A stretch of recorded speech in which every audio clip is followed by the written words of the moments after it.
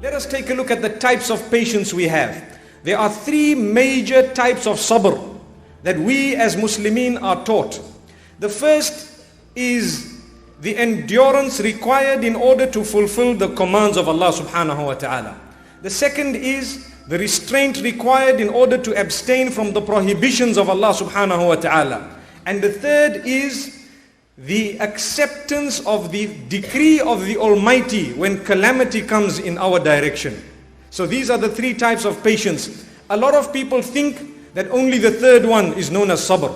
That when something happens, they say, bear sabr, my dear brother. Bear sabr, my dear sister. No. The reality is, in order to read salah, you need a lot of sabr.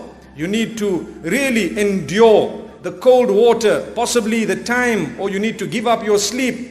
In order to abstain from backbiting, you need to restrain yourself. That is also known as sabr. So this is known as sabr, that is also known as sabr.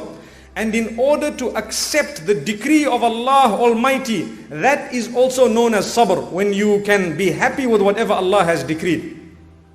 Islam is the only religion, and this is a gift for all of us.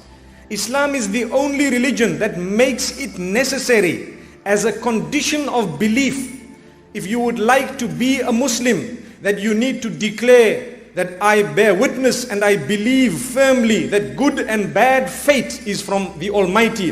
His decree is final and I am always happy with it and I will not compete with it. If we don't believe that, we are not mu'mineen. Haven't we said, وَالْقَدْرِ خَيْرِهِ وَشَرِّهِ مِنَ اللَّهِ تَعَالَى. We believe that good and bad fate comes from the Almighty.